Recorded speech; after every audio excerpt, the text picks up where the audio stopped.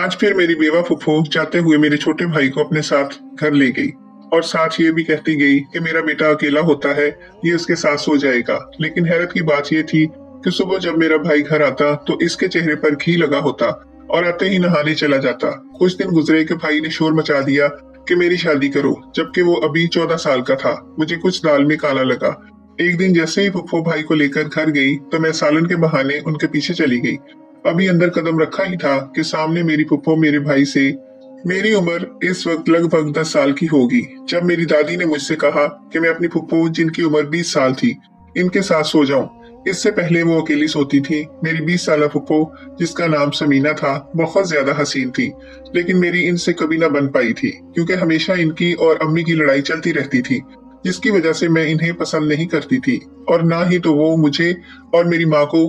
फुफ्फो अपने हुस्न में मगन रहती थी। ऐसा महसूस होता था कि इन्हें किसी की जात से कोई दिलचस्पी नहीं थी। वो एक खुद पसंद इंसान थी। हर वक्त आईना के सामने खड़े रहना इनका सबसे ज्यादा पसंदीदा मशगला था। ना उनका पढ़ाई में दिल लगता था, न घर के कामों में। घर के सारे काम मेरी अम्मी करती थी।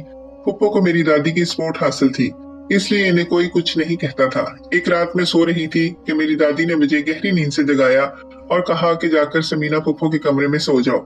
मैं हैरान हुई। मेरी समझ में कुछ नहीं आया कि दादी ऐसा क्यों कह रही हैं। मेरी माँ से झगड़ों की वजह से दादी को मुझसे भी कोई खास लगाव नहीं था, बस वो अपनी बेटी की थी। लेकिन उस रात मैंने महसूस किया कि दादी के चेहरे का रंग उड़ा हुआ है और इनकी हालत गैर थी। ऐसा क्यों था? मैं 10 साल बच्ची समझने से कासर थी।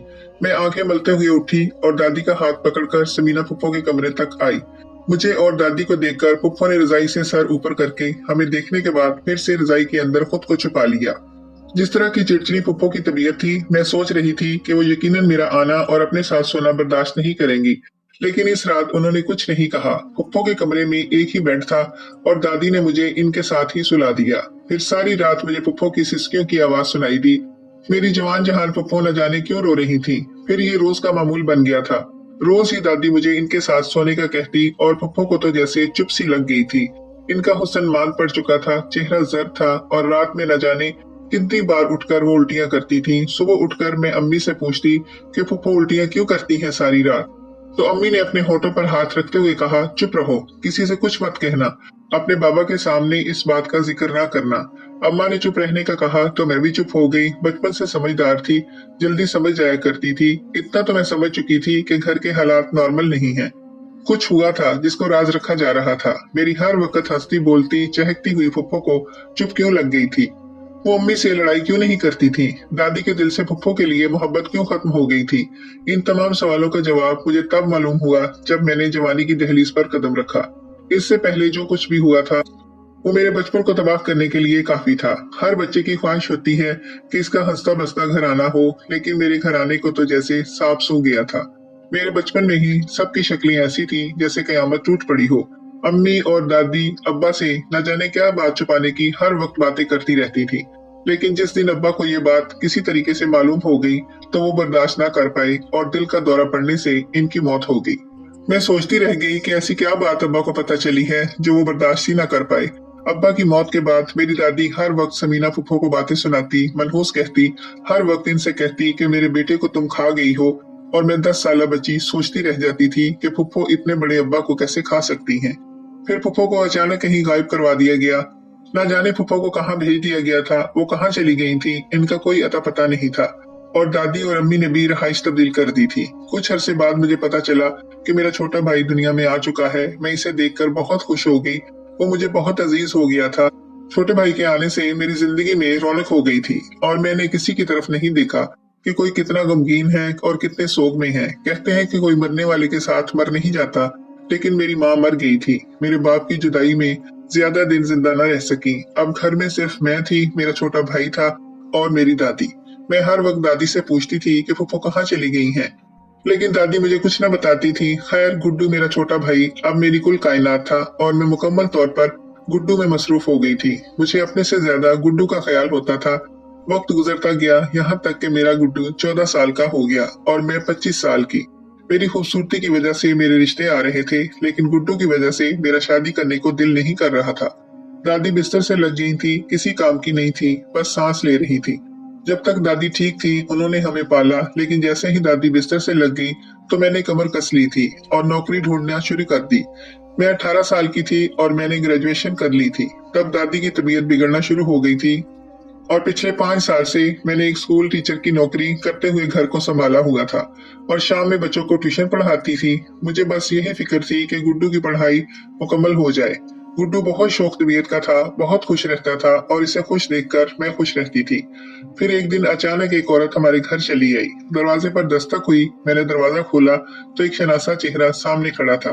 मैंने पहचानने की बहुत कोशिश की, जहन पर बहुत जोर दिया, लेकिन मुझे याद नहीं आया।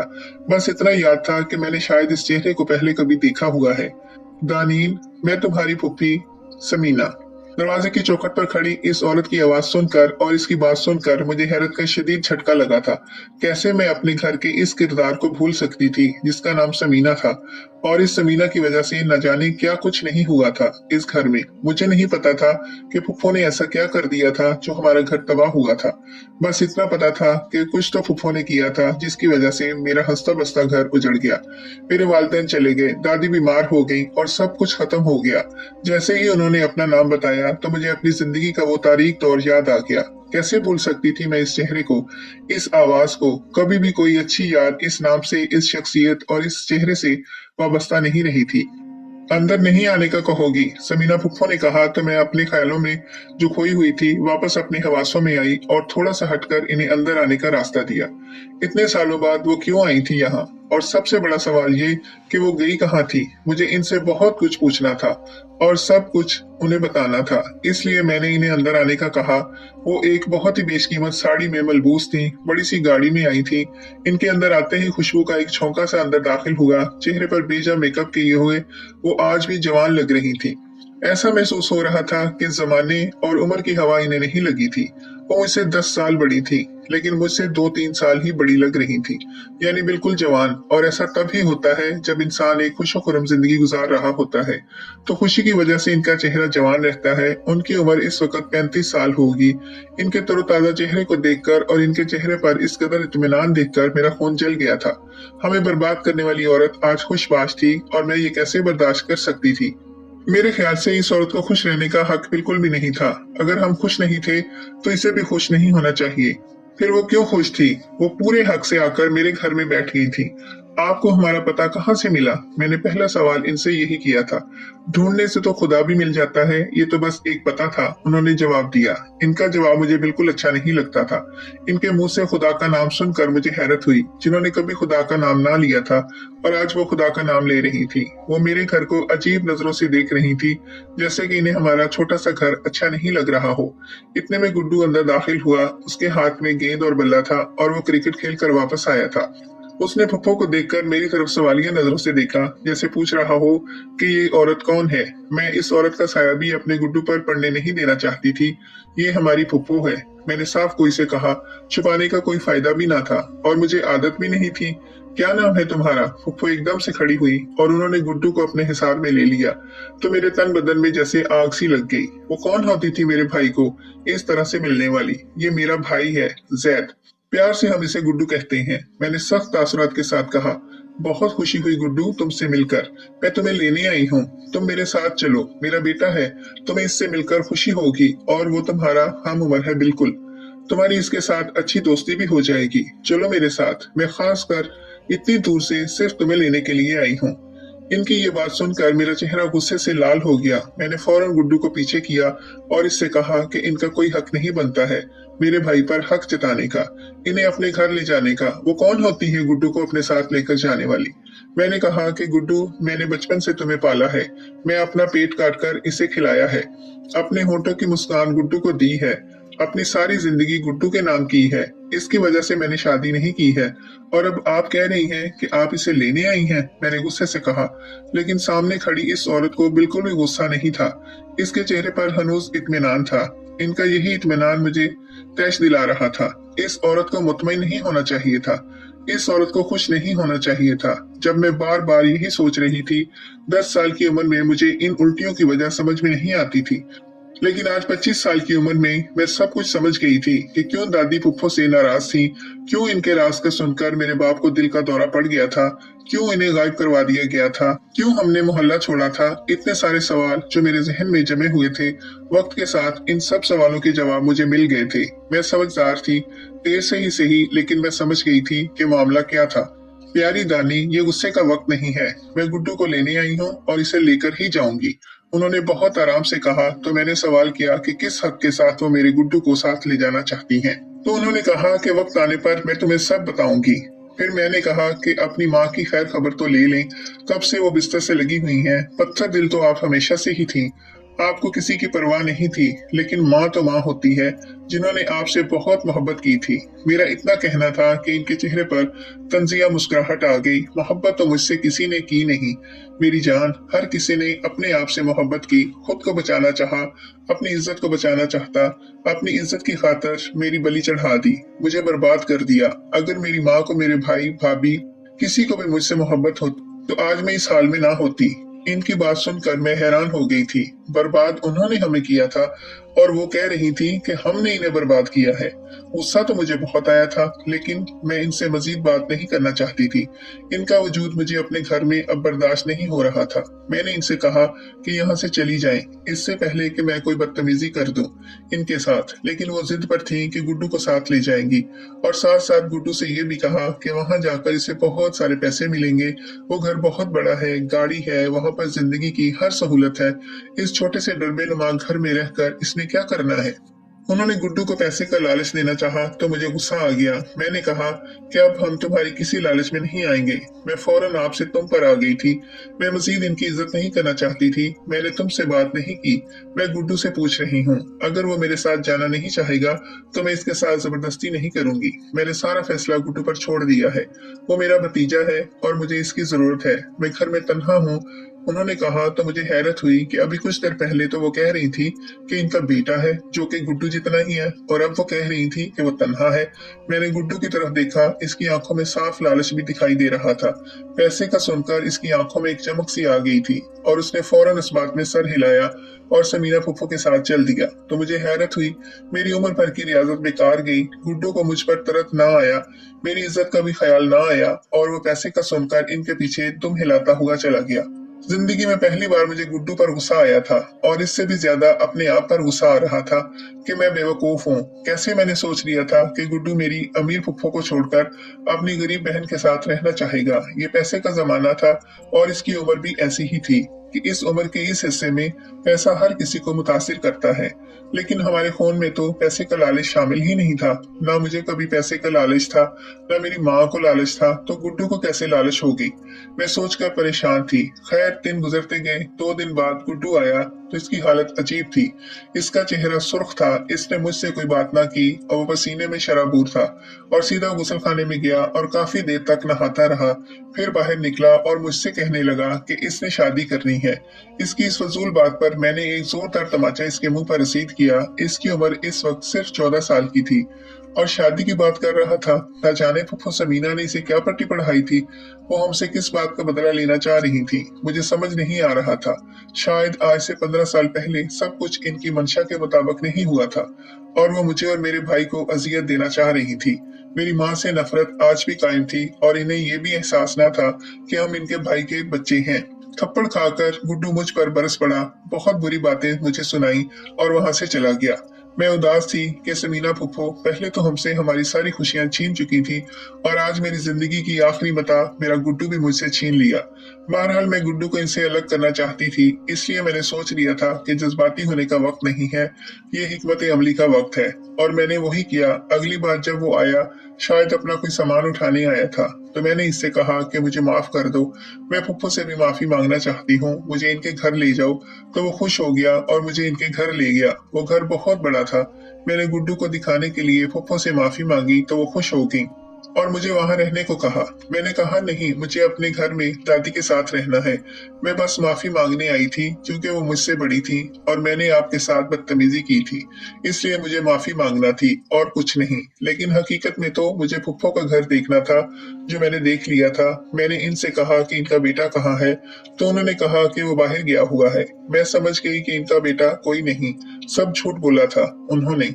थोड़ी देर वहां रुकने से ही मुझे एहसास हो गया था कि गुड्डू वहां एक शानदार जिंदगी गुजार रहा है और वो कभी वापस नहीं आएगा। पैसा चीज ही ऐसा है।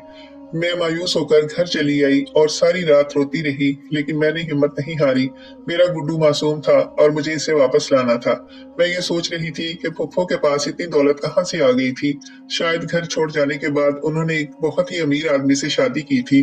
ना मुझे उनका शौहर नजर आया, ना बेटा। ऐसा महसूस हो रहा था कि वो घर में तन्हा रहती हैं और इनके शौहर हयात नहीं थे।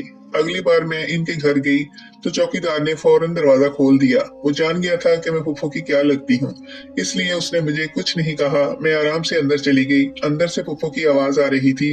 वो गुड्डू के साथ बैठी हुई इसके बालों में हाथ फेर रही थी और जो कुछ बोल रही थी इसे सुनकर तो मेरे सर पर आसमान गिर गया था। मैं दबे पांव चलती हुई इनके पीछे खड़ी हो गई। वो अपनी धुन में गुड्डू से बातें कर रही थी। मैं सुन रही थी कि गुड्डू, मैं तुम्हारी हकीकी माँ हूँ। मेरे बच्चे, मैंने तुम्हें जन्म दिया, तुम्हारे लिए तकलीफ सही, तुम्हें इस दुनिया में सही सलामत लाने के लिए मैंने बहुत बड़ी कुर्बानी दी। मेरे सारे खानदान वाले तुम्हें जान से मारना चाहते थे। वो सब ऐसे दिखा रहे थे कि जैसे तुम कोई नाजायज औलाद हो, लेकिन मेरी जायज शरई औलाद हो तुम। मेरा कसूर सिर्फ इतना था कि मैंने तुम्हारे बाप से छुप कर निकाह किया था, लेकिन तुम्हारा बाप तुम्हारे दुनिया में आने से पहले ही दुनिया छोड़कर चला गया और मैं मुसीबत में पड़ गई। ये घर तुम्हारा है, ये सारी जायदाद तुम्हारे बाप की है और वो सारी जायदाद और ये घर मेरे नाम कर गया था मरने से पहले। तुम्हारे इस दुनिया में आने की खबर सुनकर ही मेरे घर वालों ने मुझे घर से निकाल दिया। मैंने इन्हें लाख समझाया कि मेरा कसूर नहीं है, मैंने निकाह किया है। अब खुदा की करनी ऐसी थी कि मेरा शौहर मेरी रुखसती से पहले ही दुनिया छोड़कर चला गया, वरना वो इज्जत से मुझे अपनाना चाहता था। मैं अपनी माँ के आगे बहुत रोई कि मेरा बच्चा जायज है, नाजायज नहीं, इस दुनिया में आने दो। मेरी माँ मुझसे नाराज हो गई। मैंने अपनी भाभी से कहा कि मेरी मदद करो, लेकिन उन्होंने इस मामले में मेरी कोई मदद नहीं की। मजबूर होकर मैं भाई के कदमों में गिर गई और इनसे कहा कि मेरी मदद करें, मैं इस बच्चे को दुनिया में लाना चाहती हूँ। मेरा इतना कहना था कि भाई ने सीना पकड़ लिया और वो दुनिया से रुखसत हो गए। भाई के जाने के बाद मेरी माँ और मेरी भाभी ने मेरी जिंदगी अजीरन कर दी थी। उन्होंने मुझे कहीं रूपोश करा दिया था कि दूर के रिश्तेदार के घर जाकर मैंने तुम्हें जन्म दिया। मेरी माँ ने तुम्हें मेरी भाभी की गोद में डाल दिया। इसके बाद मुझे घर से निकाल दिया और मैं इस घर में आकर तन्हा रहने लगी और तब से तन्हा रह रही थी। मेरी माँ और मेरी भाभी को लग रहा था कि भाई की मौत की जिम्मेदार मैं हूँ, लेकिन मेरा ऐसा कोई इरादा नहीं था। मुझसे गलती हुई थी, मेरी गलती की माफी हो सकती थी, लेकिन किसी ने मुझे माफ नहीं किया। मैं कमसिन थी, नासमझ थी। बजाय मेरी मदद करने के सब ने मुझे मुर्द इल्जाम ठहराया। इतनी सजा तो खुदा भी किसी को नहीं देता जितनी सजा मेरे घर वालों ने और रिश्तेदारों ने मुझे दी थी। मरने से पहले मेरे शौहर ने ये घर मेरे नाम कर दिया। जब मैंने तुम्हें जन्म दिया तो मेरे शौहर का वकील मेरे पास आया और कहा कि इसकी तमाम जायदाद मेरे नाम है। मैंने चुपचाप अपनी माँ का घर छोड़ दिया और यहाँ आकर बसेरा कर लिया। इन 15 सालों में मैंने तुम्हें कहाँ कहाँ नहीं ढूंढा, लेकिन मेरी माँ और मेरी भाभी तो ऐसे रूपोश हो गई जैसे कहीं थी ही नहीं। कुछ दिन पहले मुझे तुम्हारी खबर हुई और मैं तुम्हें यहाँ ले आई। घर तुम्हारा है, तुम सारी जायदाद के इकलौते वारिस हो। अब मैं चाहती हूँ कि तुम्हारी शादी जल्द कर दूं ताकि इस तन्हाई से मेरी जान छूटे, मेरा घर एक बार फिर से आबाद हो जाए। तुम्हारी उम्र सिर्फ इस वक्त 15 साल होगी। गुड्डू, मेरे पास इतना वक्त नहीं है। मुझे कैंसर है और मैं मरने वाली हूँ और मरने से पहले मैं चाहती हूँ कि तुम शादी कर लो। मैंने लड़की का बंदोबस्त भी कर लिया है, बस तुम राजी हो जा। और दानी मेरी भतीजी तुम्हारी बहन नहीं है, वो मेरे भाई यानी तुम्हारे मामू की बेटी है। इसका एहसान है मुझ पर कि उसने तुम्हें पाल पोस कर बड़ा किया। सारी बात सुनकर मैं फूट फूट कर रोने लगी तो इन दोनों ने पीछे मुड़कर मेरी तरफ देखा। मैं रोती हुई इनके गले लग गई। मैंने इनसे कहा कि वाकई इनकी गलती इतनी बड़ी नहीं थी जितनी इनको सजा दी गई। मुझे लगता था कि हमने इनकी वजह से आज दुख भरी जिंदगी गुजारी है, लेकिन दुख भरी जिंदगी तो मेरी फुफ्फो ने भी गुजारी थी। कम उम्री की एक छोटी सी गलती की इन्हें इतनी बड़ी सजा मिली कि इन्हें 15 साल तन्हा गुजारने पड़े। मेरे वालिदैन की जिंदगी इतनी ही थी, कोई किसी की वजह से नहीं मरता, बस मौत को बहाना चाहिए होता है। जिस फुफ्फो से मैंने सारी जिंदगी नफरत की थी, आज उसी पर मुझे तरस आ रहा था। जाने वाले तो चले गए, इन्हें इस तकलीफ से आजादी मिल गई, लेकिन समीना फुफ्फो जिंदा सजा भुगत रही थी। एक जायज अमल की, एक निकाह की, अपना जायज बच्चा सही सलामत दुनिया में लाने की सजा। मैंने इनकी तरफ से अपना दिल साफ कर लिया था, ये सोचकर कि इन्हें भी कैंसर है और ये भी दुनिया छोड़कर जाने वाली हैं। तो गिले शिकवे करके क्या करना, जो थोड़ी बहुत जिंदगी रह गई है, इस थोड़ी बहुत जिंदगी में इन्हें हर खुशी देना चाहती थी, वो खुशी जिस पर इनका हक है, जो ना मिल सकी और जो मुझे भी ना मिल सकी, जो हम में से किसी को भी ना मिल सकी। ये जो थोड़ा सा वक्त हमारे पास था, इसे हमने अच्छा वक्त समझकर गुजारना था। कुछ दिनों बाद दादी भी हमें छोड़कर चली गई। इस अरसे में मैंने सबको खुश रखने की पूरी कोशिश की। मुझे इस बात से कोई फर्क नहीं पड़ता था कि गुड्डू मेरा भाई नहीं बल्कि मेरा कजन था। वो आज भी मेरे लिए मेरा गुड्डू था। फुफ्फो गुड्डू की शादी करवाना चाहती थी, लेकिन मैंने इन्हें समझाया कि जो इनके साथ हुआ वो अपने बच्चे के साथ ऐसा ना करें, इसे बड़ा होने दें। तो वो समझ गई। हमें साथ रहते हुए आज 3 साल हो चुके हैं। फुफ्फो का इलाज चल रहा है और वो अब तक काफी सेहतयाब हैं। कैंसर ने इन पर ज्यादा असर नहीं किया था। अब तक तो जिंदगी से ये है और अल्लाह से दुआ करती हूँ कि अभी हमारी जिंदगी सही सलामत